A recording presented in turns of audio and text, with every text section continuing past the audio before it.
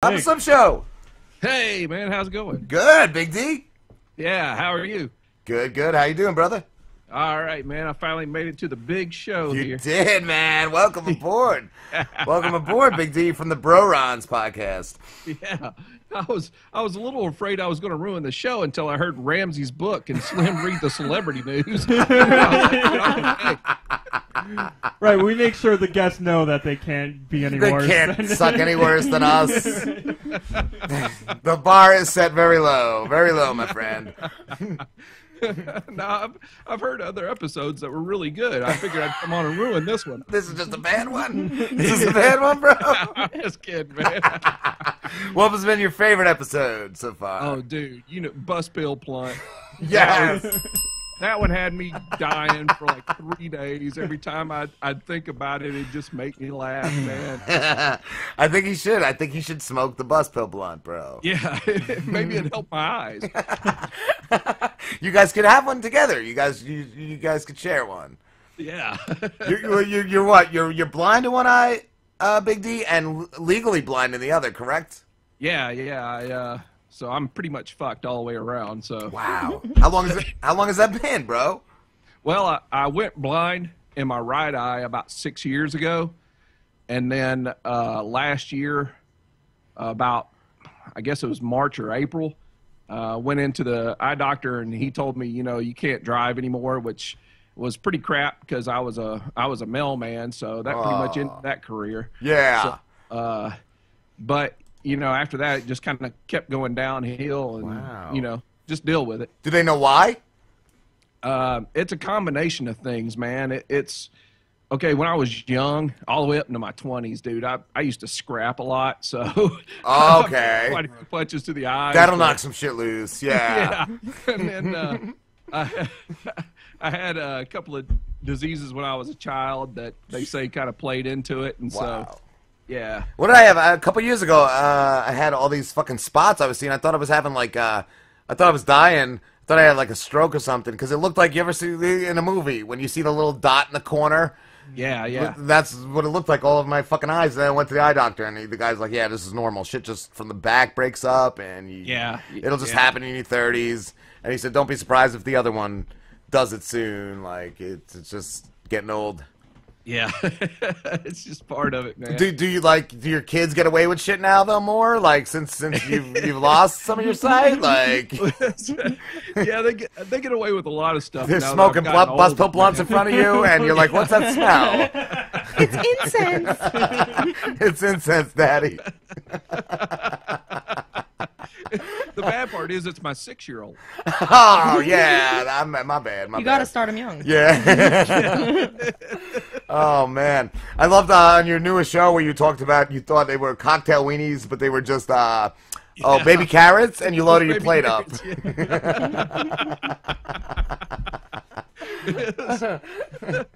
I love too. Who was it? Your grandmother when you were wearing the sunglasses, and she's like, yeah, maybe you could see better if you took off those sunglasses. Yeah, that was my mother-in-law.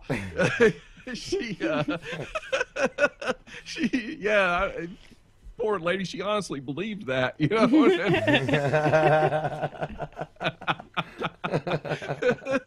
Oh man, how do you know who's the other guy? Little J?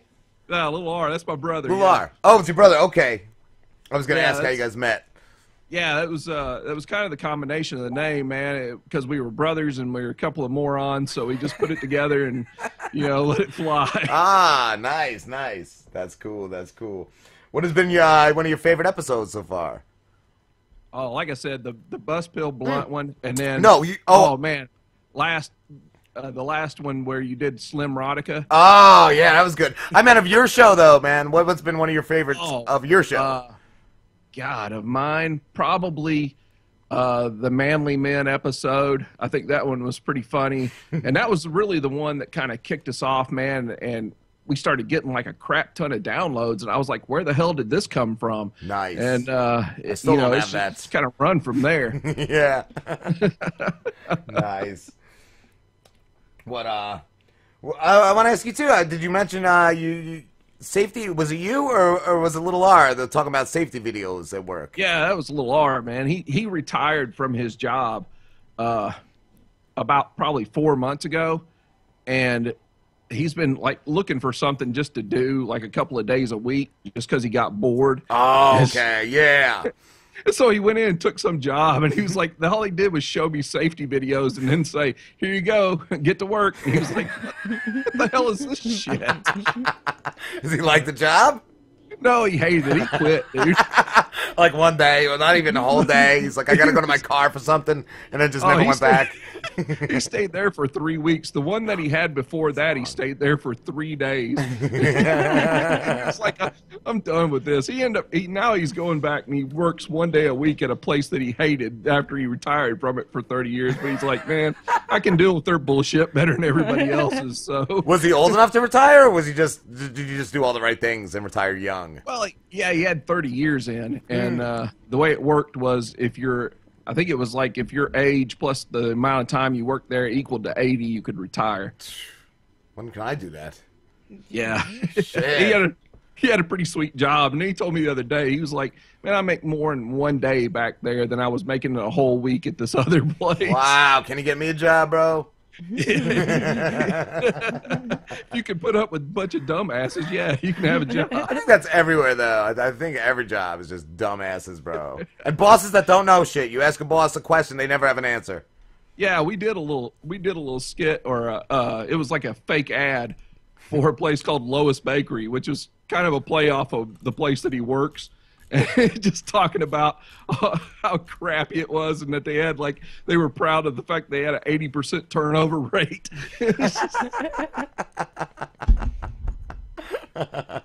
Do you don't work anymore? No, I haven't been able to work for about a year. Wow. The post office, once I went blind, didn't really have any use for me. You could lick stamps, or they self-stick now, right? But did you retire? Like, did you have a pension or anything like that? Like, no, unfortunately, no. I hadn't been with them long enough. Oh wow. Really to retire, and yeah, it was one of those things where I actually went back to school and graduated with a double major in 2010. But the economy was so bad, man, no one was hiring. Yeah. Yeah, so I ended up at the post office. Oh, wow. And, yeah. I knew a guy like that in the 80s. He was like a computer fucking dude, and like, I guess all the computers changed, and he just didn't, he had to learn it all again. He just said, fuck it, I'm going to work. And same thing, he went to work for the post office. Yeah, well, I mean, it was a situation where I had double majored in finance and economics. And so I came out, and I literally had places tell me, you're too old. Oh, wow. Wow. Yeah, and I was just like, are you kidding me? And they're like, no, because you've managed places before. And, you know, we just don't feel like we can retrain you. That's so shitty, but you went to school for it, so like, yeah, that should be your training. Fuck, you got a degree, right? Yeah, I graduated magna. What a bunch of dickholes. Yeah, one guy actually told me you're too smart to work here. That one was the best one. I was like, what the hell is this? What fucking laziness, too. Like, yeah, no, we don't feel like we can train you. We don't want to teach you all new things. Yeah, like, how dumb is that company where they just want, like... If you hire anybody, you're going to have to train them regardless. Yes, exactly. Like, what? Yeah, unless you're the post office.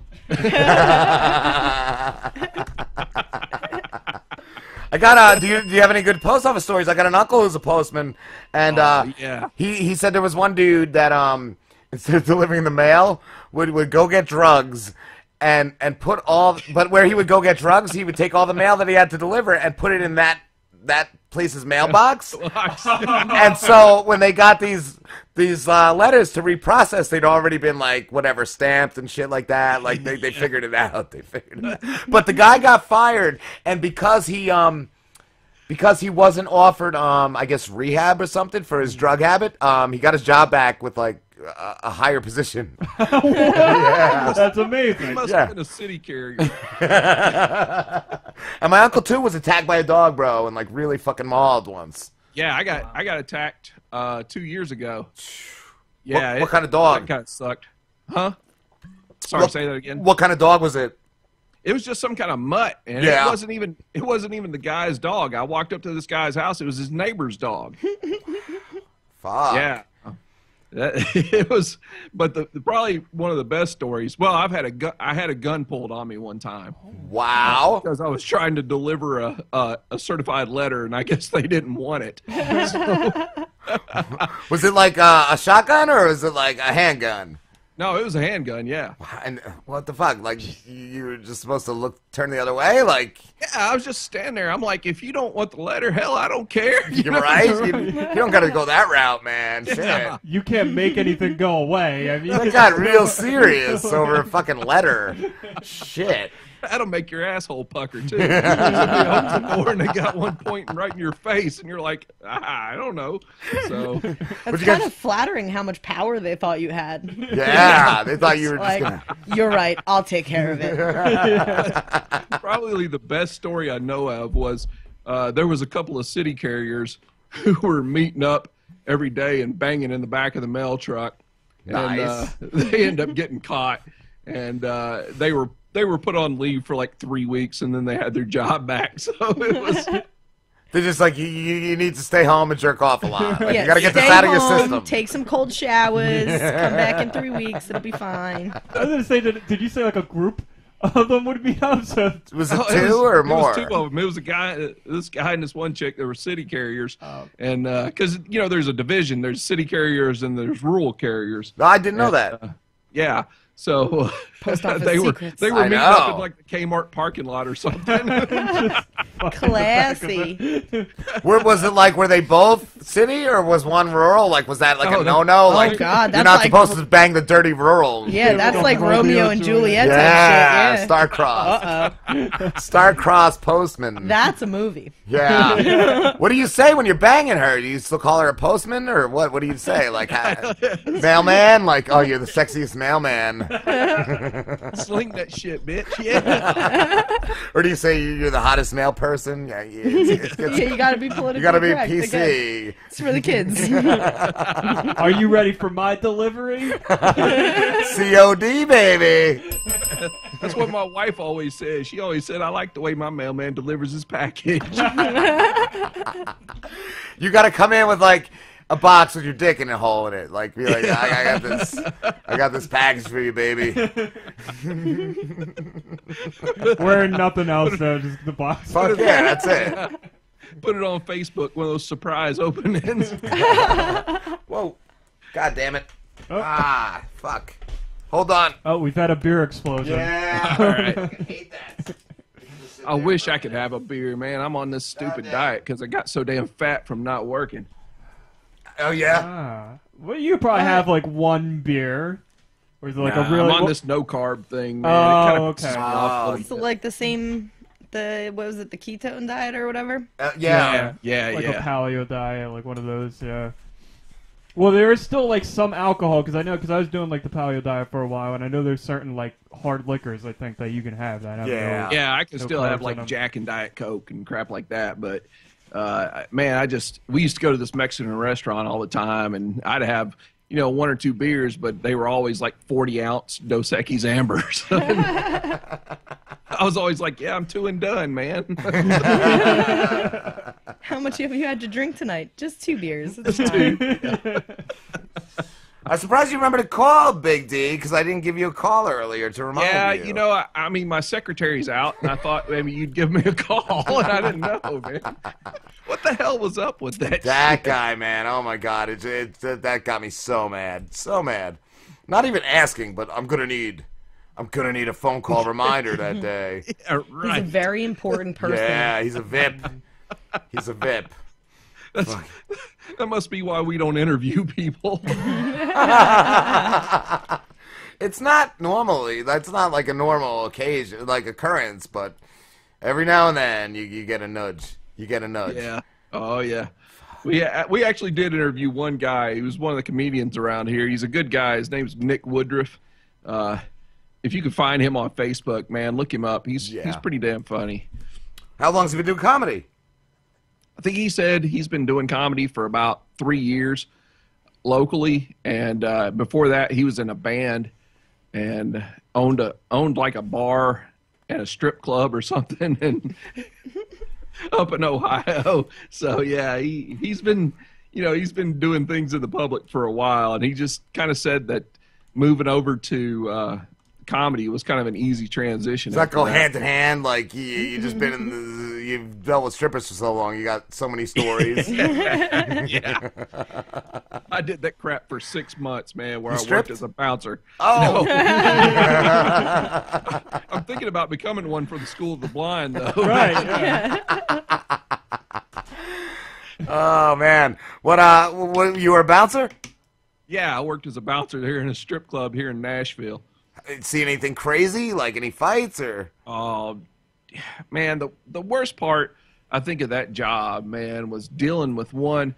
You got to sit there in a room, or you're watching on camera, or if you're in the room, you're telling this guy, man, you can't touch her while she's grinding all over him, And yeah. You're like, you want to tell him, look, dude, this chick is a lesbian, first off, and she don't get me wrong, there's no problem with that, but she doesn't give a shit about you. Exactly. Dude. She's counting your money. That's what she's doing. Wow. And then you'd have to walk some of them out to their car after the end of the night, and they were all strung out and shit, man. The stripper or the guy? Oh no, the stripper. Oh, the stripper. Yeah, they're getting fucked up, bro. They shooting up in the back room, in the fucking green room. Yeah, it was bad, and the funniest part about this whole thing was I never ever told my parents, and then my brother let it slip on one of our shows. Oh no! Oh no! And I'm like, what a way for them to find out. I'm curious, going back to walking these strippers to their cars and they're all strung out, you let them drive? I didn't give a shit as long as they got out of my hair. That's it. As long as you're out of the club, you're on your own. You got to go home for the night and stuff. You can't be worrying about these. What do you think? He's there flying angel Slim? Yeah. Fuck that. Oh, Slim was thinking about raping him.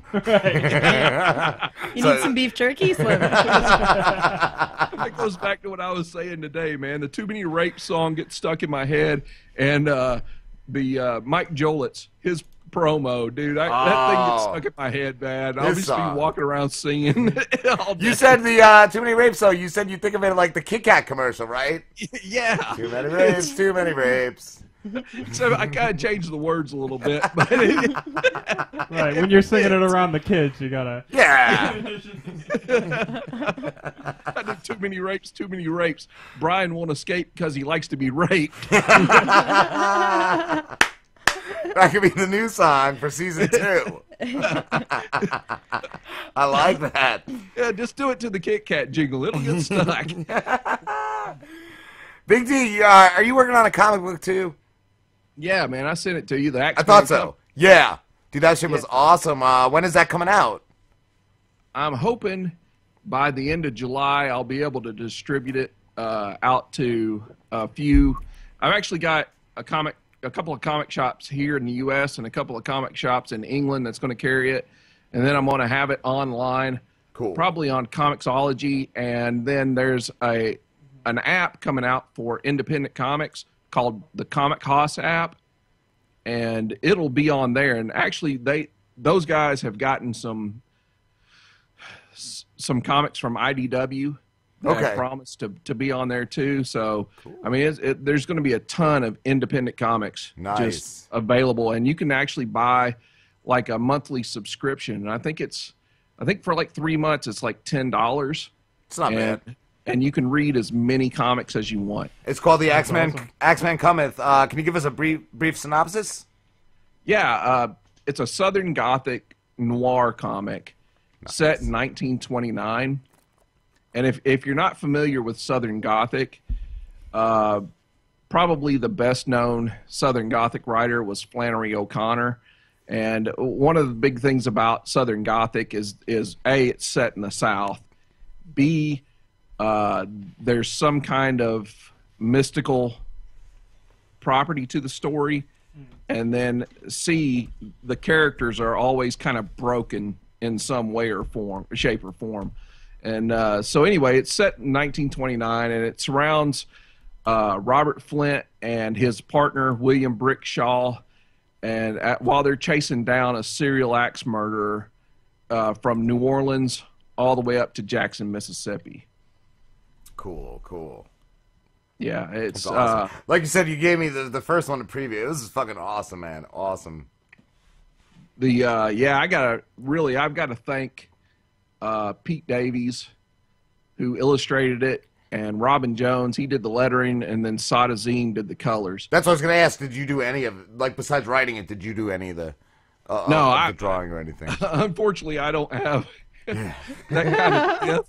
I can write the stories. Yeah. And I've actually got 2 more that are being illustrated right now. Cool. So yeah, it's but I think the guys, man, that worked on this, they did a kick-ass job on this comic. How'd you connect with them?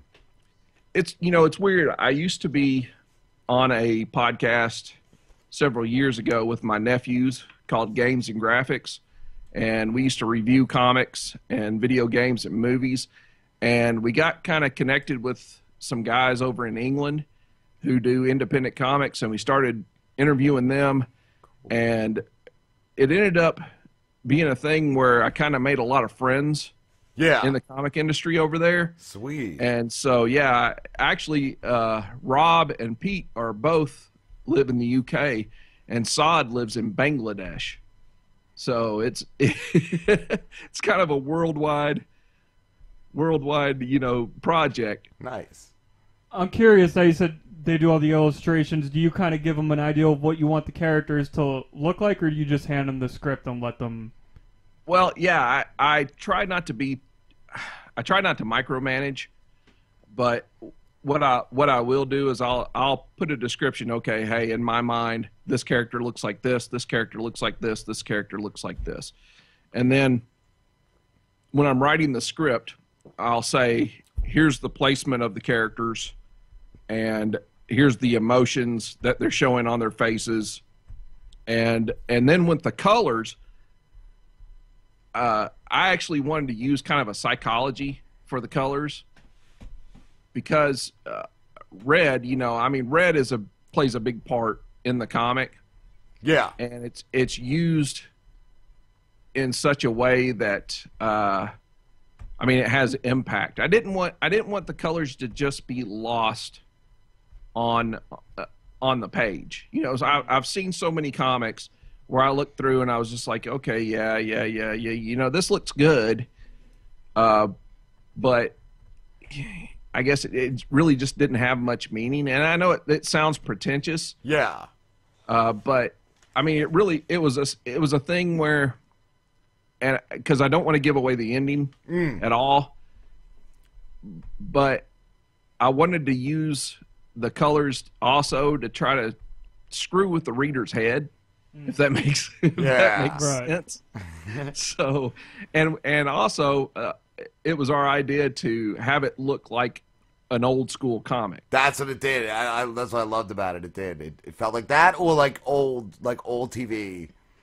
Yeah, and I actually had a guy that gave us a compliment, and I couldn't believe it. It kind of blew me away when he said it. Because he had seen the black and white version, and then he saw the version with color, and he said, "Man, when you added the color, it gave it the feel of like a Quentin Tarantino." That's what I felt like maybe when it was the intermission type things. Like that's how it made me feel. That's awesome. Yeah. And there's one panel. There's multiple panels that blow me away, but there's one specific panel where there's a shadow and it's all around, and then the background's completely red, and the girl is in the corner. That, when I saw that page, after Saad had colored it, I was like, oh my God. Nice. That thing is ridiculous. Big D, we have to wrap this up, dude. All right. Sorry, brother. That's okay, man. No problem. Where can everybody find you? Oh, you can find me at Blind Eye Pod on Twitter. You can find us on Facebook at the Bro-rons podcast, and you can find us at bro-rons.weebly.com. We got a lot of videos and stupid story stuff posted up there. Nice, dude. Thank you, brother. Yep. Have a good one, man. You too.